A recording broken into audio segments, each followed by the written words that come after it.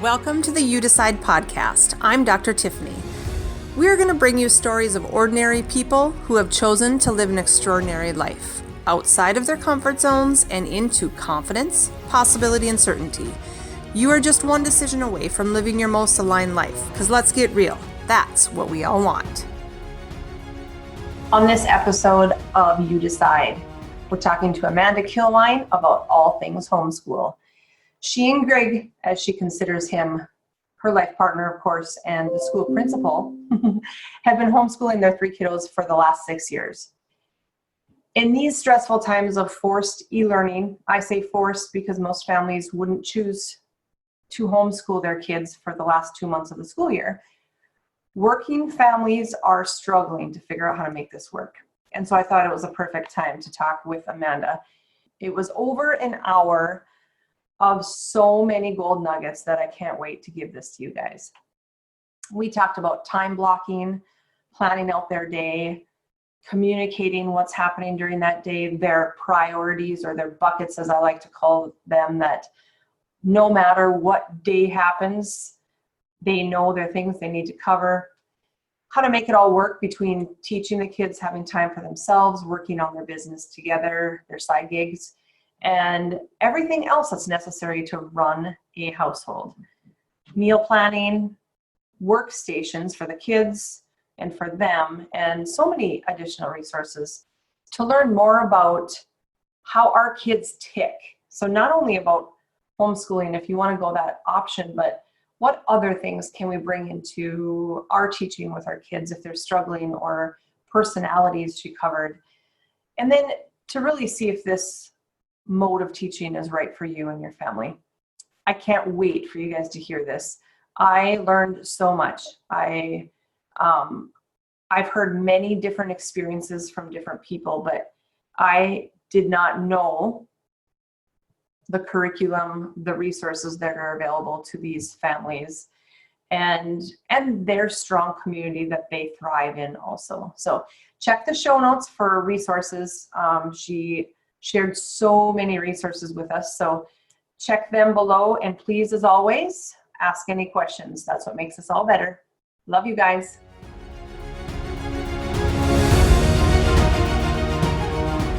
Okay, today we have Amanda Kilwein. Hi, Amanda. Hello. I'm happy to be here. I know. Given this time, your message is going to be hugely powerful.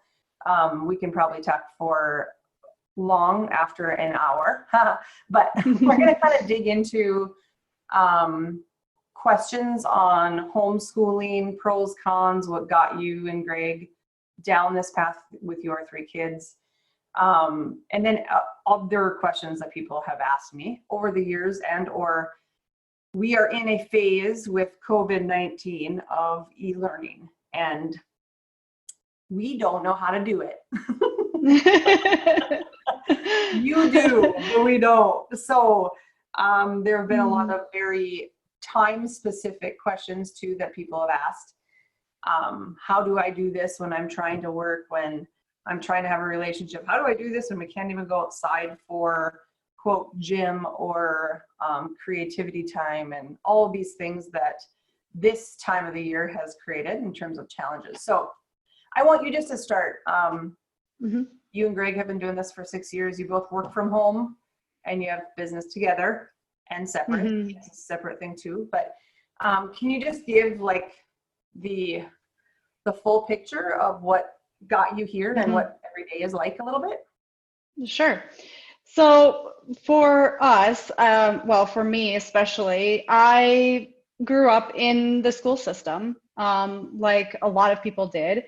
And when Greg and I first got married, I was like, I am not homeschooling. What's the point?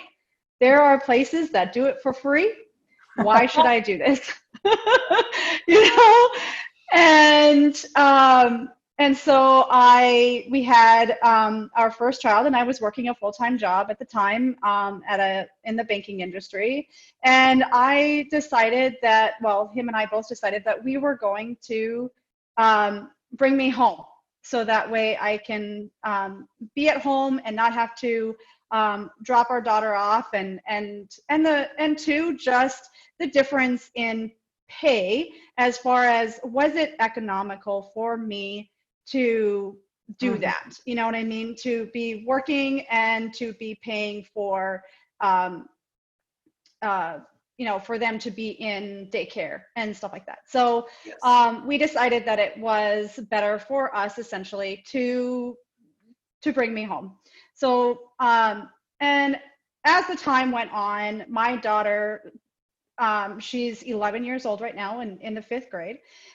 She really was a self-learner from the beginning, you know what I mean? And just craving that, that constant learning and stuff like that, and so that started early preschool with her too, and just went through that. And I was just like, is this something that God is telling me? Hey, you know what? You might need to do this. You know what I mean? Like, that's when things started to go, okay, maybe I need to change my thinking about this.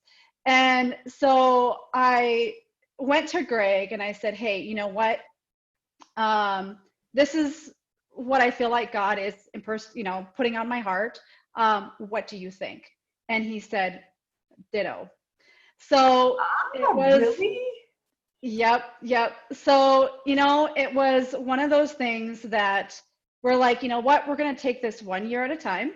We are going to try to, you know what I mean? And it just really, of course there have been our challenges, because when you add a baby and you're trying to do even preschool, you know what I mean? Like, even sometimes preschool was hard and stuff like that. But, we just found ways around it to make sure that we were still getting in our hours, because in North Dakota, I'm not necessarily for sure about Minnesota guidelines, but in Minnesota, we have to homeschool 4 to 6 hours a day, and then 175 days a year.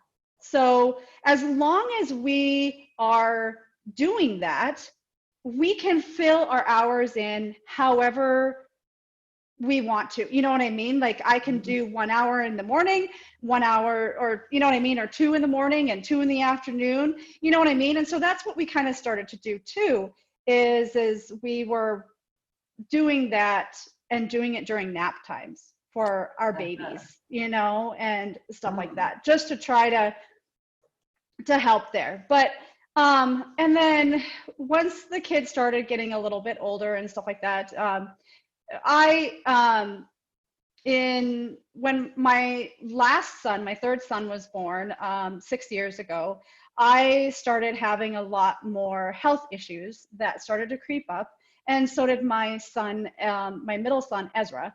And with him, they were saying it was sinus infections, and they didn't really know for sure. And then allergies started to creep up, and then health stuff started happening with me. And we're like, okay, how do we deal with this and stuff like that? So, so that's when essentially my health and wellness journey started. And we started into essential oils with Young Living and stuff like that, and so then that kind of started the stay-at-home business that we were, that we had started, which then turned into building and creating a website platform for those distributors and other coaches and stuff like that, and so in the middle of homeschooling and health issues and all that stuff, we started a business as well. And essentially, the big thing for us is time management and mindset. It is that, can we do this? Are we making a decision to do this and to handle it? Yes, we are. So we're just going to go for it. We're going to, we can do this. You know what I mean? And it has always been okay, we're going to do this, especially in the beginning there. where we're going to do this homeschool thing for another year. We're going to do this for another, you know what I mean? And just taking it increment by increment and not making it seem like, oh, now I've homeschooled, now I'm going to have to homeschool the kids my entire life. You know what I mean? It just kind of makes it a little bit, in my opinion, for me, it was a little bit easier to digest and stuff like that, being so new in it, you know? And so, yeah, so now, as of this year here, so we've, I do school from 8 a.m. till about 1. Okay. And we, so the kids, they, you know, it is amazing how much easier it has been for me to get my kids up since I bought them their own alarms. We put their alarms, and Ezra is, he's 8 and Kamari is 11, and the two boys do share a room, so we just put one alarm, but it has given them a sense of control. Like they have control. They are setting their clock every morning or every night before bed, and they have control over that. It wakes them up and it gets them going and stuff like that. You know, allowing our children to have more control out of their day has allowed them to be more productive, more, you know what I mean? Like, of course, we as parents do guide them in what they need to do, but we do allow them to have control, you know what I mean? And giving them their calendars with their work that they have to do every day, and what them kind of having calendars control. do they have? This one here is called the Well-Planned Day. Okay. The Well-Planned Day. Yep. And it has, you know, like kind of spaces for Bible, math, history, science, English, you know what I mean? And then they have an extra couple of things on the bottom, you know, so it just, I not only put their work, that their school work on there, but I also put any activities that they have for the day.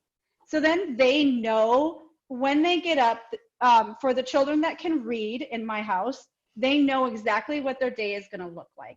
There's no surprises. There's no, you know what I mean? Like, of course, we know that plans can change because, you know what I mean? Like, that's kind of one of the reasons why we've chosen this lifestyle, to be, you know, homeschooling, to be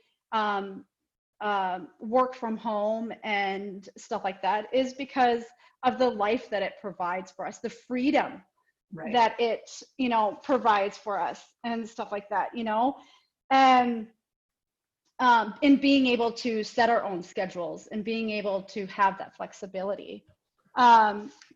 You know, so providing them the ability to mark off their calendars, you know, and two, we have, so we have their activities and their daily stuff. And then we also have, like, we do have our kids exercise every day, you know, and especially during this virus, because, you know what I mean? Like, of course, there are days like yesterday and today where it's a lot nicer outside.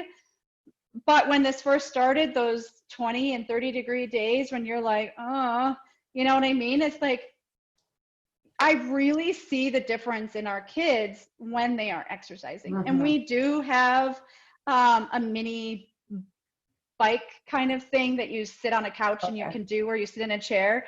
And so they will do that, or we have an elliptical downstairs, or they will, you know, we have some smaller dumbbells, and so they'll just kind of do something, you know what I mean? Just providing that, you know, or just even running up and down the stairs for 2 minutes or whatever, you know what I mean? Just to get that energy out, you know? So, like, what are your, because I think so many people think that if you homeschool, it's not structured. Because it is so structured in school, right? So how do you, like, what are your big categories or priorities maybe through the day? I mean, so you've said faith, you've said exercise, obviously school, but like, do you have other things that you just know need to get, it's part of your, like, at school, math, English, lunch, PE, and then an elective and study hall. Like, that's basically what they have, right? Do you have those priorities or bullet points that you make sure to get through every day? Yeah, like we definitely make sure that we, you know what I mean? Like I personally make our kids do math first. Okay. That is number one. And the reason why that is because in the morning, for my kids, their brains are fresher, and math seems to be maybe the hardest to get through. Yep. And so I want them to do their math that is, when they're fresher and they're not like, oh, I'm so tired from school. My brain feels like I'm, you know what I mean? So then, but yeah, other than that, you know what I mean? It's like, we do have pretty structured, you know what I mean? As far as us, because my kids thrive on a schedule, and it definitely provides them with expectations. They know, as long as I keep a schedule with them, they know for sure that, okay, you know what, I know that I have to do math, I have to do my English, I have to do my spelling every day, I have to, you know what I mean? Like, they know out of all those things that they have to get that stuff done first. And for us, you know what I mean? Like, so we know that we have to do school, we know that we have to do our exercises, and we know, you know what I mean? And if it is nice enough to be outside, I do require them to be outside at least 30 minutes to an hour, depending upon how cold it is. And we do take piano lessons, so they have to get their piano done every day. So those things that they can for sure be getting done, we make sure that they get done. And then too, for my kids, they know then that they can maybe have their 30 minutes on their iPads, or a 30-minute cartoon or whatever, just as a reward. You know what I mean? It's like, we cannot leave the house right now. So I have somewhat given them a little bit more leniency as far as giving them an iPad time every day of 30 minutes or whatever, you know what I mean? Like, just those little rewards, or, but all of the other things in our school day and that is on their calendars has to get done first. Love it. Because if they don't get it done first, then there can be some times where they're like, I've already had my special thing, so now, I don't need to do it so much. You know what I mean? Like, for sure. It just, it gives them a reward to look forward to, and I mean, and seriously, sometimes it's just a piece of chocolate that the kids are like, yes. Yep. You know what I mean? It's just something that is a little bit more, you know what I mean? Or a cup of hot chocolate with you sitting at the table, or, you know what I mean? Just that something that they can kind of look forward to during the day. Awesome. Okay, so I'm going to go through some of these questions. What's the best experience and the worst experience you've had as a homeschool mama?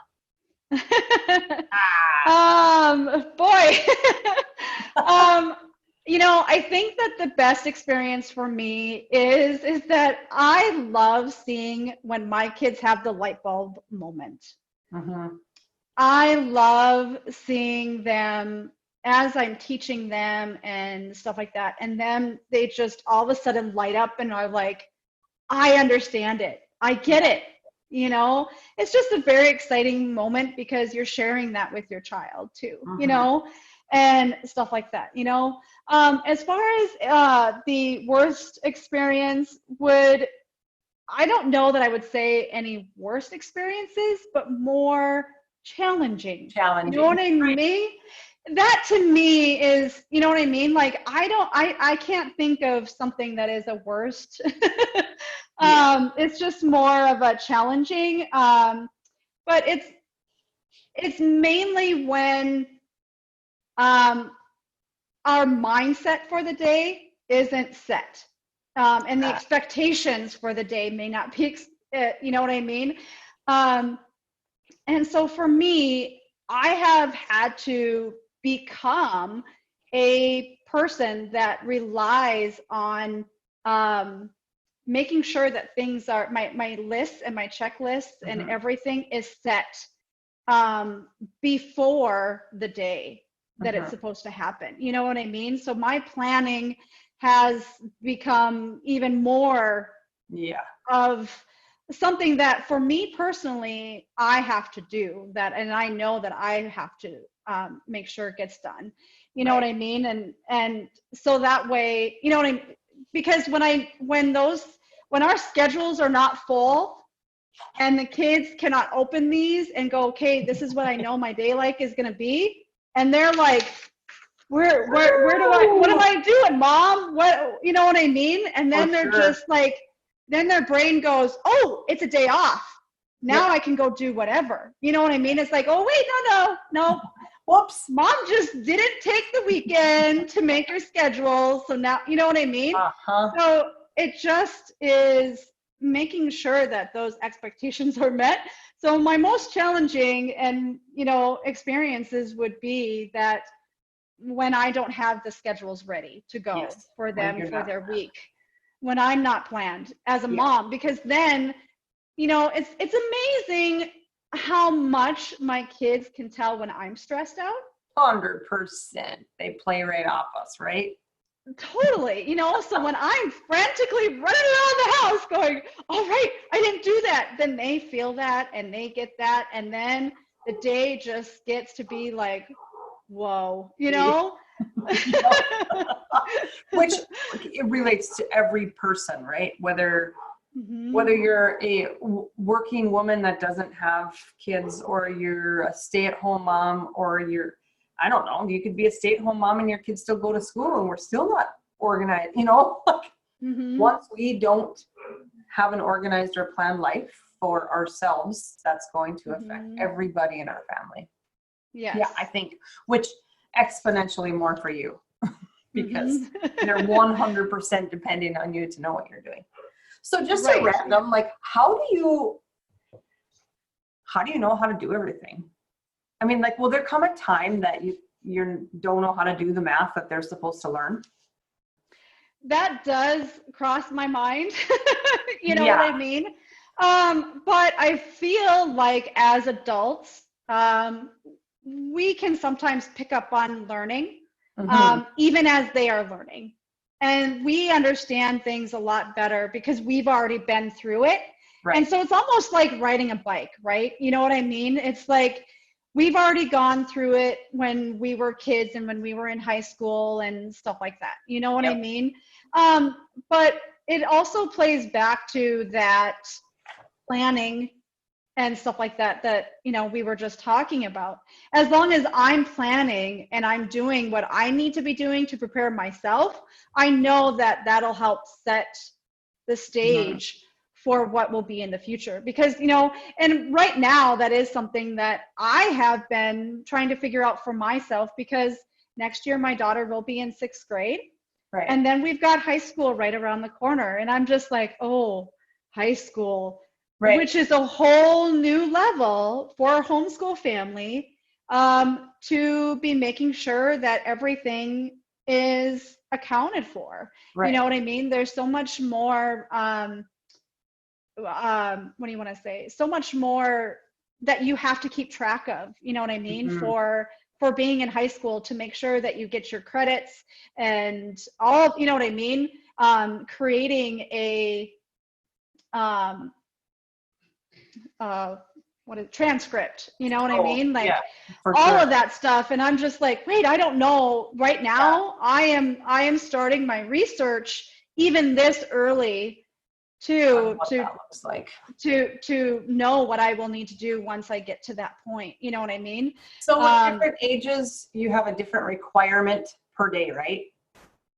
Yes, yeah. So like my youngest son, we held off with kindergarten for him an extra year. Yep. So he's in kindergarten, and he's 6 years old. Yep. So you know what I mean? Like his day isn't quite as structured as my oldest Kamaria's, and the workload, of course, just isn't there. So for him, it is mainly learning how to read and just starting to learn math and stuff like that. You know what I mean? But it's like, a lot of his learning essentially is still just done around the house as well. You know what I mean? So it's not as much,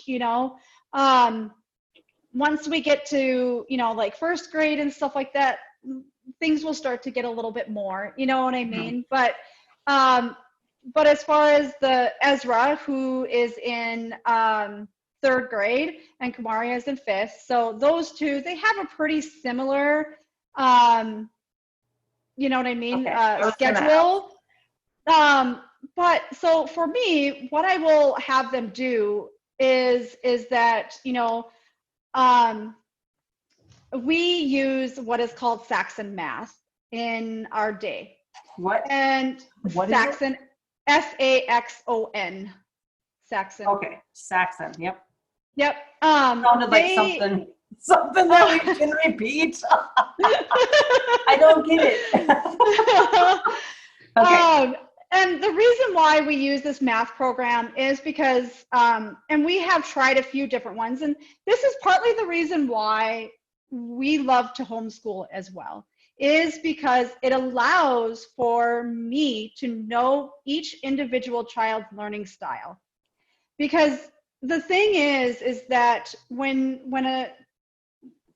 you are in a more of a school type setting, you have one curriculum that is geared towards many kids.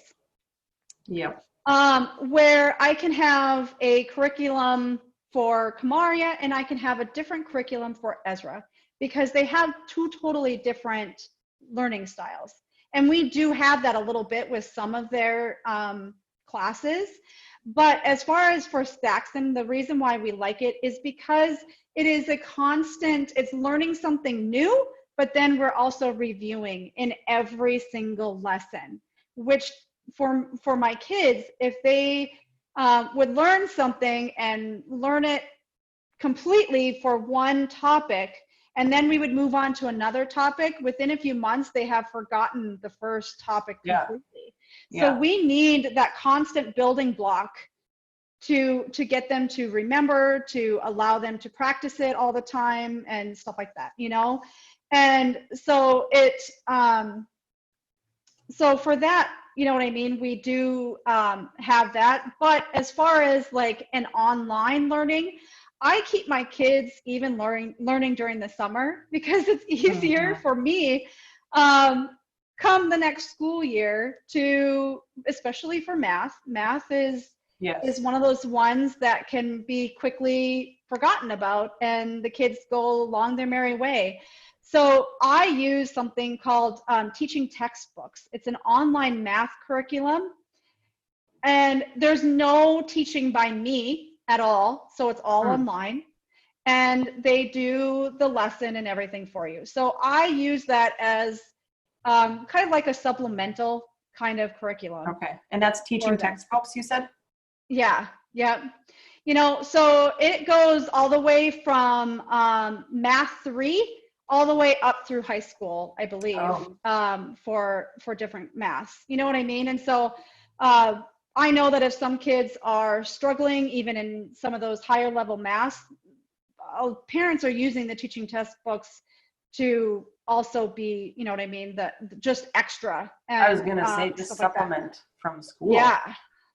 Because I strongly agree with the different styles, which is why teaching would be so difficult right now, as to how you, plus with all the behavioral challenges that we have and learning stuff, you have 20, 25 kids in your geometry class. How would you ever get people to be proficient? The kids that kind of get it are typically being left out, right? Mm-hmm. They kind of get it though. They don't have a strong enough foundation to then build onto it because they're just getting through it. It's the kids that have no idea that get that attention, right? So I think that will be a really great tool for people who are even struggling, or that they're in this class, they can't drop it, and they don't get the learning style of that teacher. This Right. all the time. Yeah. Yeah. You know, and two, you know, it's like you have those kids that are more paper and pencil, and then you have those kids that learn, you know what I mean? Like there was one thing that I had even said to Greg, my husband, and I'm like, you know what? Do you ever notice that our son can play a video game, come to us and tell us all about the video game, every exact detail and stuff like that. And then we started to think about that and know that, you know what? He might have more of an engineer brain. For sure. And stuff like that, that he might need a different way of learning. So then that's why I started to supplement with teaching textbooks with him too, because it's on a computer. You know what I mean? And It's like, you want to limit screen time for kids, but for him, he is all about the game. He's all about, you know what I mean? Yeah. So for him, learning has to involve some fun, because he is, you know, we in our house, we talk a lot about personality types. You know, you can have a red personality, you can have a blue personality, yellow and green. So I know that for my son, Ezra, he is a red-blue. He likes to be in charge, which is the red, but he likes to have fun because he loves playing games. And so for him, his learning has to include fun, and it has to include games. You know what I mean? So, and he has to be in control of it. You know what I mean? So that has been a huge part of, you know, like just learning about even those kind of things of okay, once I learned about what is a red personality, what is a blue, what is, you know what I mean? And all those different personalities, and I could match up my children with those, then at that point, I was also able to know what their learning style was. Because, you know what I mean? Like, my daughter is organized. She needs to have lists, and she needs to, so she's really, really good with textbooks because she loves to read and she loves to, you know what I mean?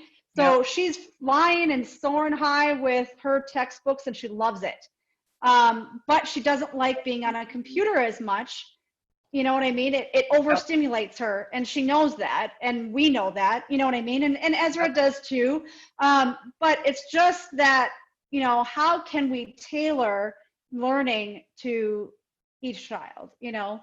So what personality, what style is that? I mean, I know there's the colors of the disc and all that kind of stuff, but what are you referencing now, just so people can look at that for their kids? Yeah, so, I'm trying to remember. I think like Kamaria was like a yellow, I think a yellow-green. Yep. You know, so that's why she needs to be the planner and stuff like that, you know. What is it though? What personality? Do you remember? I kind of know what you're talking about, or what specifically testing. Well, like, so if you colors. Yeah. Personality colors. Oh yeah, cool. Okay, so I think you can just go to like truecolorsinternational.com or something. Yep. There's also one called the Jacob Adamo, JACOBADAMO.com, Jacob Adamo. And his is the full spectrum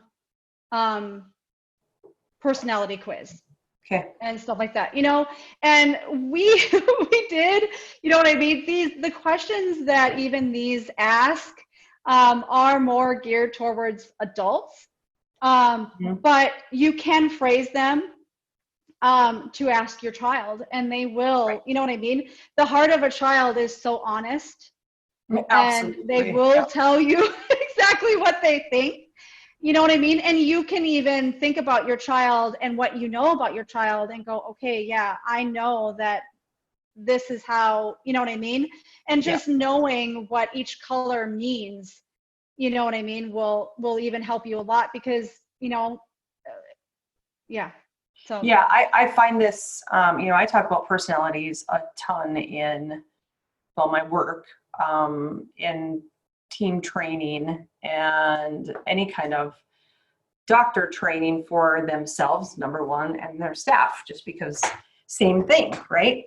Once you have an idea of personality, that personality works best in certain environments. They learn best certain ways. But when I talk about personalities in workshops, the majority of adults don't know their personality.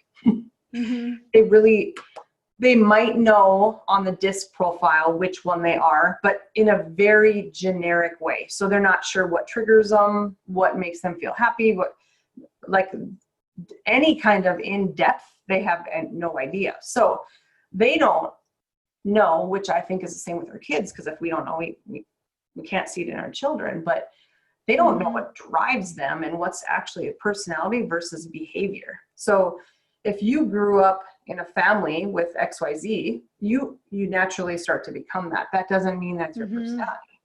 So think of our kids. If we don't know ours as parents, how would we ever have an idea of how our child is being represented or representing? Because we start to see that as just their behavior versus, you know what, this is actually what helps them learn or what inhibits learning or spurs creativity versus blocks creativity. Thank you so much for listening and being willing to go all in. Ditch the excuses and the comfort zones and make a decision that nothing can stop you. You can find the show notes below, and I'd love for you to share, subscribe, and rate this podcast, but only if you love it.